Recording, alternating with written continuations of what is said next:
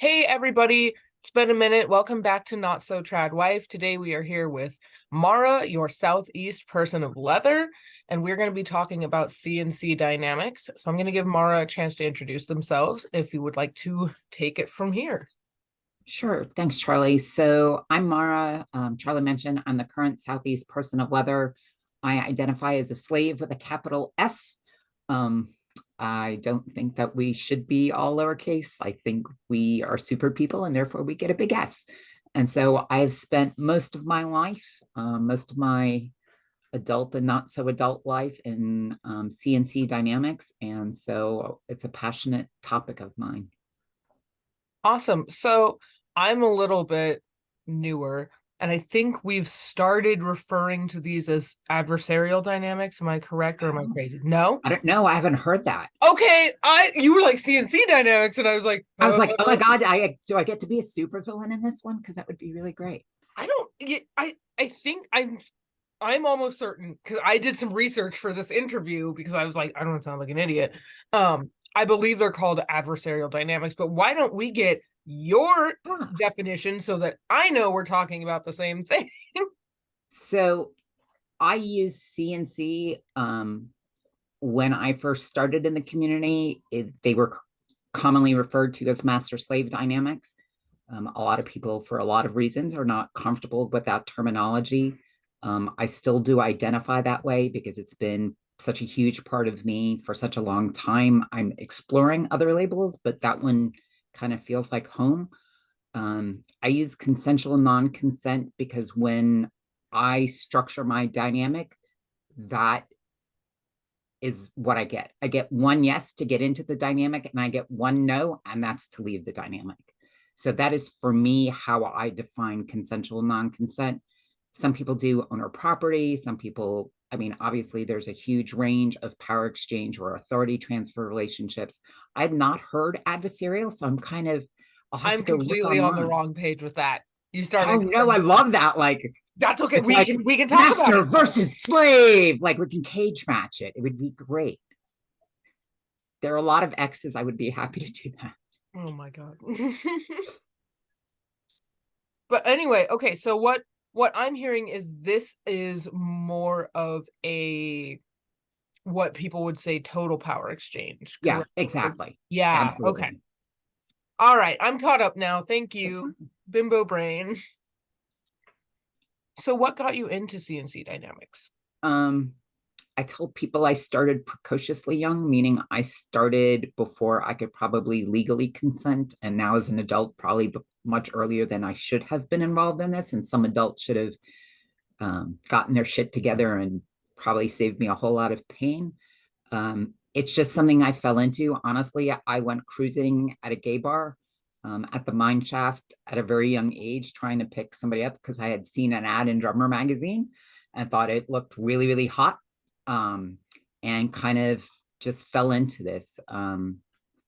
It's I've always been a very kind of service oriented person, even as a kid. Like I liked, it's probably a trauma response, but I liked pleasing people, right?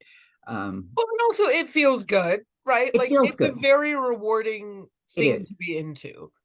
And when I do CNC or total power exchange, for me, I think it's the same kind of pride and satisfaction I would imagine that marathon runners get.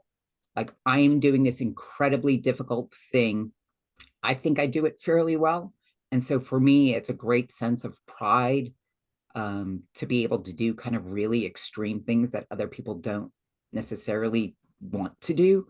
And so that's kind of how I got into it, is kind of a almost like an endurance test.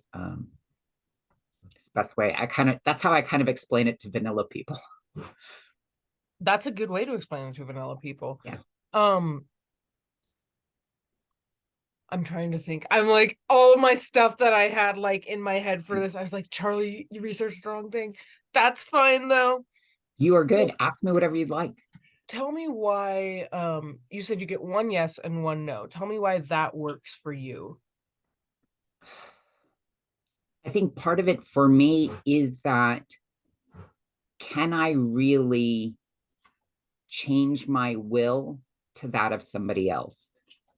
Um, can I, and this isn't for everybody, but for me, people talk about like, what is your love language? For me as a slave, my love language is being able to make it whatever you need it to be. And so I I do it in part because it's hard. I'm not currently in one because my last one ended abruptly and fairly badly, and it's taken lots of therapy and lots of good healing from some friends to get over that. I really I told people that would be my last one, but I'm like 5 years out, and I'm kind of like my brain is like, so You sure about that?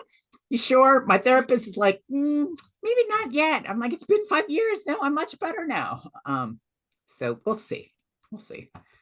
I get that. Yeah, I think a lot of times when you hear people speak about alignment of will within like authority transfer, you miss kind of the opportunity to arrive at that if you say no to everything, right? Right. Like, because there are some people who are in master slave dynamics where you still do have the power of no or the safe word. And I'm not like diminishing those relationships. But if you say no to everything, where is there a chance to grow? Would be my Yeah, question. for So I sure. definitely see where you're coming from. Like, where is the alignment of will if you are just remaining true to your will and not your master's or your owner's? And this isn't for everybody. Like I don't play relationship Olympics, right? Like if you want to be a daddy girl relationship, that's fantastic. If you want to just be, a boot black and serve that way with a person who's in your set, sits in your stand for an extended, whatever period of time that is. If you want to do something flexible, if you only want to do DS on the weekends because you have kids or other life constraints, to me, this isn't like a more extreme version. I guess it is practically speaking, but people make all sorts of sacrifices all the time for a variety of things. You can't tell your boss to fuck off. I can't tell my master to fuck off. To me, we're all in authority and balanced relationships everywhere in our lives. This is just more codified and we put language around it, which is the big consent piece, right? That's what makes it's easier for me Yeah. actually, because you're not like, it's not like you meet somebody on Tinder and you don't know what's going to happen with the relationship, you don't know where it's going to go. Like here you have two people that both know what they want, you meet in the middle, you're like, here's what I got, here's what I can do, they're like, here's what I need, here's what I need you to do, and it's all laid out. And my autistic brain just loves that. Like I love when it's all written out. And if something does go wrong, it's never like, well, you said, it's, this is what the contract said, here it is, we both signed it, life's good. So it's funny, I've done probably 25 years worth without a contract where you just kind of opt in and you're just opt in for the ride and you're just there. I will never do that again. I highly recommend contracts. I actually teach a class on how to write a contract from the right side of the slash. Most of the classes I teach are from the right side of the slash because I don't think there's enough education geared for us. I And think when we where's the go next place you'll to be teaching that class? yeah. When we go to relationship classes, a lot of times they're taught by D types and they're like, oh, yeah, and for S types or people on the right side of the slash, you can do X. But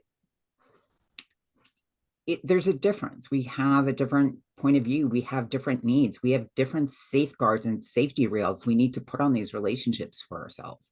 And at the end of the day, the contract is only, I had a phenomenal contract in my last, like we held it up, like people marveled at our contract, but the other person did uphold their end of the bargain at the end of the day. And so it didn't matter that we had this amazing contract. And so like, I love Melina, right? I love what she's done, how she gets out there, but she has a story. She has a fairy tale, right? Not everybody meets a multi-millionaire world famous composer on a Tinder date.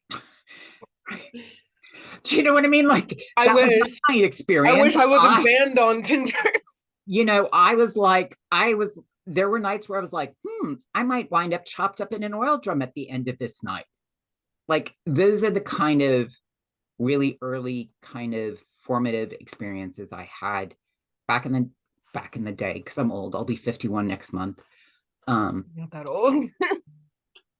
it really was a different time, and in a lot of ways it was significantly more unsafe for people on the right side of the slash because nobody really gave a shit, so you just kind of hope that you wound up with somebody who was not a serial murderer, right? There wasn't like this idea of a safe call or even friends checking in on you. And it was very much like a more secretive time around the community in general. Like it wasn't Oh like, yeah, and I was a um minor, so I was oh like yeah, like, and going out at of like my these days parents' I could probably call like a vanilla friend to be like, hey, all those like fun things I do, I made a mistake, come get me. But like back then, like that was lose your job, lose your family, lose your friends, like bing bang boom. right. And I was underage. So I was like literally crawling out of my parents' house, like in the middle of the night to get on a subway to go see somebody.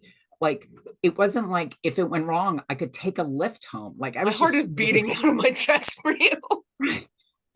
it really was a different time. But part of that's the reason I tell people all the time, like I can't be the shining example. So I'm kind of the dire warning. And I like talking about the not so fun happy times because I don't think we do enough of that. And then I think when things do go wrong for people, I think a lot of times people on the right side of the slash internalize that I must have done something wrong.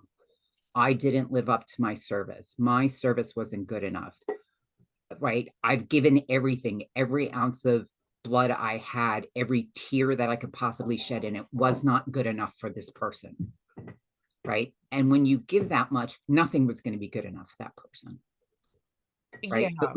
But we blame ourselves. you do, but it's important to realize even though you're in an imbalanced relationship, it still takes just as much work on each side of the slash. Yep, it And sure if does. they're not putting that in, like you said, like it wasn't being upheld on their end, if they're not putting that in, then it's not worth it for either person. I actually don't like this concept of the people on the right side of the slash having to petition the dominant. I want to hear, Okay. I want to I, talk about that. I Let's don't. You tell me what you're going to offer me, right? How are you going to keep me safe? How are you going to enrich my life? You know, I'm going to make you coffee at 3 a.m. if you want coffee at the 3 a.m. I want to know why I should be in a relationship with you, right? Put out a job description, set some expectations. let me see your Like, resume. exactly. I told people that all the time. If you don't tell me what you're even looking for in a relationship, how do I know? Like, why am I blindly applying? Right? Nobody does that. Like go to indeed.com. The company posts what they're looking for. And I go, no, that looks like a shit show from the get-go. I'm not doing that. But people don't do that. And so most relationships end because there's a misalignment of expectations or expectation setting. We don't talk about what this actually looks like. We get into it even with a contract, and then we don't stop to evaluate if the contract still works for us. We don't stop to take into account, hey, I changed jobs and I don't have every weekend to be at your place. Or I have a health condition, right? My health condition is getting worse. How do we account for that? And so I think so many contracts I see are the slave is expected to do X, or the person on the right side of the slash is expected to do X. And it's pages and pages and pages. You will wash the laundry every Wednesday and fold it on this schedule. My coffee is to be prepared exactly this way. Where do I get out of that? Where's your side of the contract that says, I'm going to help you with your career. I'm going to make sure that you're getting classes and training to advance your career so that when this relationship ends, because all relationships end, and I teach a class on Regardless that of the too. reason, yes. How am I leaving you a better person than when I found you? So for me, that's a part of the consideration period, which is like I'm not going to submit my petition to someone until like I've been around them, I've interacted, we've been dating for a Right. while. So then I will be like, okay, I've been around you, we've talked, we've set expectations. Here is what I can do for you. Here are my limitations because I do have multiple Right. health conditions and stuff, and I am uh busy. Like I have a lot of commitments in my life, and they're all very important to me. They're all very enriching, and I think that they're important to the community as well. But like, here's what I've got. Is this something you're interested in? And then they can take that and be like, yes, I see your potential. Here's how we can work it into our future. Sure. But I And definitely see where you're coming from with the like the blind petitioning in this is what I can do for you, but it doesn't. I actually was just teaching at a authority transfer intensive, and I said find the master that masters you in the way that you need to be mastered, not just the one that allows you to serve in the way that you need to serve. yeah, for Because sure. there is a difference. There's a huge difference. And honestly, I think most people don't do the work on themselves. They expect to get in these kind of relationships and do the work through the relationship, and not a fan. Or I be think saved by the right, relationship. or be saved on either end of that, right? Mhm. Like This I is going to think give me purpose. I think a lot of people use BDSM and what a wide variety of things as a replacement for therapy. Therapy is good for you. Go to Therapy is therapy. good. Everybody should go to therapy. I agree. I would just say Or this do the is work, find some yeah. other way. But part of what I want on a contract from now on is how are you? I want to see how you're going to do the work. How are you going to do the work to make sure that you are healthy enough to take care of me? Because if I put all of my time and energy into taking care of you, I frequently don't have enough time to do that for myself. So if we haven't made arrangements for a way to refill my reservoir, right? Because if I'm pouring everything into you, I can run, I'll give you everything, right? I will do anything and everything for you. But I need something back because I can't pour for more than apparently about 7 years is my limit on a completely and totally empty cup, which is not healthy. Yeah, please don't do that again. But I see it all the time. And you see people on the right side of the slash, they disappear and then they come back after being gone for a while.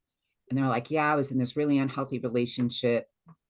And we don't reach out to those people. We're like, yeah, where did Bob go? I haven't seen Bob in years. The last time I saw Bob, he was in this really crappy relationship. Yeah, and then he got burnt out and disappeared. Surprise how that happens. Funny how that works. And so it's almost like they're connected. they are. It's almost And like we're human. What? what? No, Oh I have no no. limits. Don't tell Right? the pet players.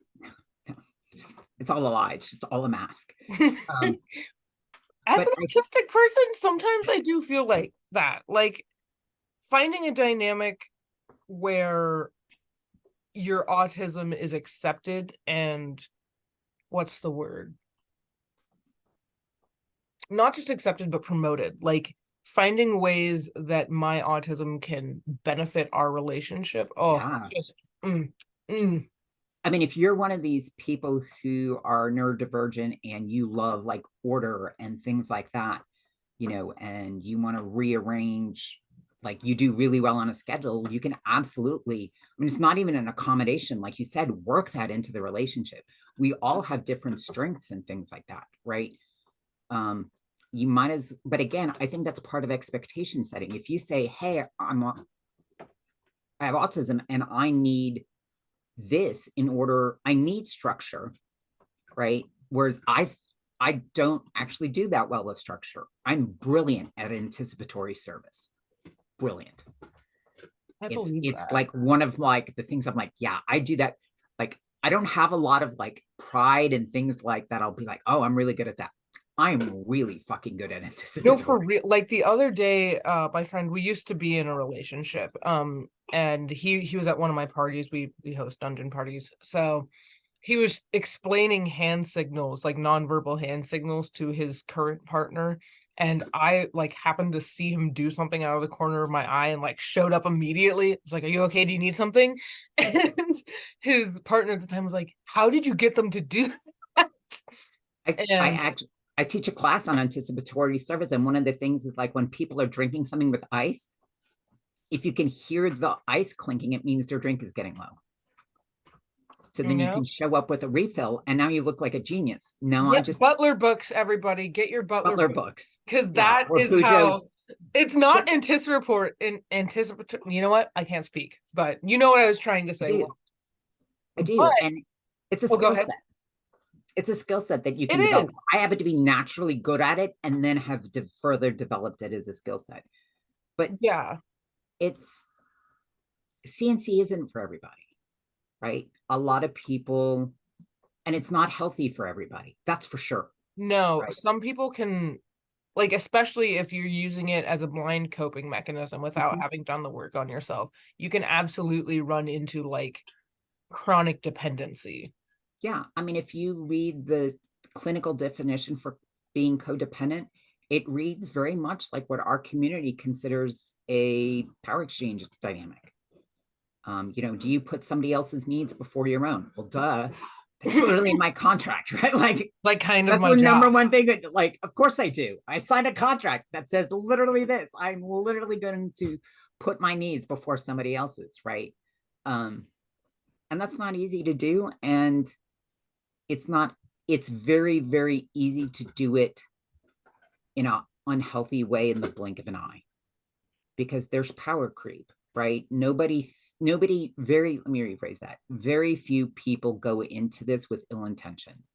Very few people go into this and go, you know what? I'm going to go out there and I'm going to abuse the living shit out of somebody. Those people exist, but they're not the norm. The norm is people who want a good, healthy relationship. But when you have somebody who's literally willing to do almost anything, if not anything for you, they don't have a no, then everything you ask them, they're going to do. So if you say, like, it's easy to say, I want you to get up at 4 in the morning and prepare breakfast. Okay, sure. Right. That's an easy ask. My business isn't running well and I had to fire my accountant. So I need you now to learn how to do QuickBooks and accounting for my small business. Okay. Right. That's a service. It's a service I actually had to learn how to provide. I'm really You shitty at are, oh my God. that, right? Like It was my heart not the dropped best to the choice, but I floor did when you do it said as service, right? I want to waterboard you. I want to waterboard you until you're about 20 seconds from taking your last breath on this planet. Okay. Right. I want to have sex without a condom. Sure, maybe. Like when you don't have a no, the questions the person is asking you to do become really, really important. And over time, without even noticing it, those questions get bigger and are more important. And because you've said yes for so long, unless you've stopped to check in frequently along the way, you're going to do things without maybe thinking about your own best interest in the long term. yeah, definitely long-term vision is important in these situations. Especially with these bigger and bigger asks, like, like, do you want to have sex without a condom? Like, yes, however, comma, if you have a uterus, that could be a death sentence in the United States. Um, so it's also up to the person on the left of the slash to make sure they're not asking you to do something that's going to harm you in the long run and therefore the relationship. And now I'll whose responsibility is it ultimately to make sure that doesn't happen? I would say the person to the left. That's on Really? them. Like, you have the example all the time, like if your master tells you to like run into open traffic, would you do it? Like the answer is yes, but should your master have asked you to do that is the question. No. Okay. And I'll ask you back. How many people do you know would actually run into traffic? I know a few. I happen to be one of those, right? I Like, like see that's the thing is, for me, if Sir said run into traffic, there would be a reason. Like maybe there's a baby in the traffic that Sir said, go get the baby. I don't want to die today, slave. That was like a completely made up example. That never happened, kids. no, but I get it, right? Like, But I'm saying, like, when you're responsible for another person's life that way, like you really are responsible. If they're just gonna say no, then where is the relationship? Like, what is the contract? and for me, I think we, I think if we're going to not have a no, We have to, one, think really, really long and hard about who we give our yeses to. And two, remind ourselves that nobody is more important than we are. And I think we forget that, especially for most of us who are in this lifestyle, have some sort of trauma history. It's really easy to forget that we matter and that our lives and our well-beings, especially our well-beings, matter. I think it's really easy to go, oh, I can run out into traffic this once, right? Or you're having a bad mental health day and you go, I'll run into traffic because they asked me to, and maybe I'll get hit by a bus and then this will all be over. And that's a really easy way to end my contract, right? But I think we forget that at the end of the day, if somebody says run into traffic, regardless of the color or not, we are ultimately the person running into traffic. Yeah. And if you want to run into traffic for somebody, you should. I'm not telling you shouldn't. I'm saying you have to be really, really careful who you allow that kind of power over you in your life.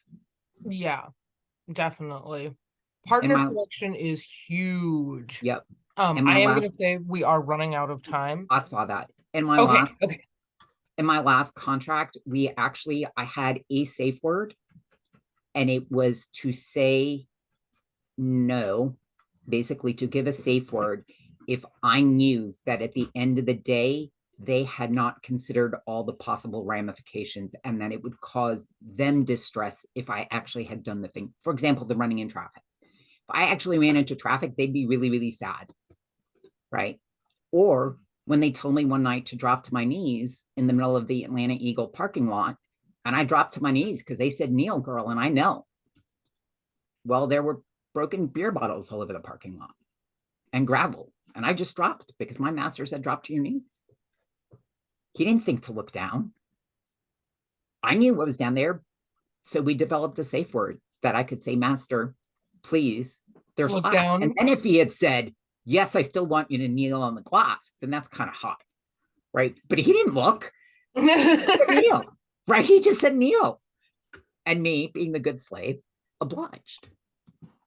So there are lots of ways to structure this, but it's not always sunshine and rainbows. And I hope that we talk more honestly and openly about some of the real pitfalls that come from being in a CNC dynamic on both sides of slash. But because I'm on the right side, that's kind of my big platform.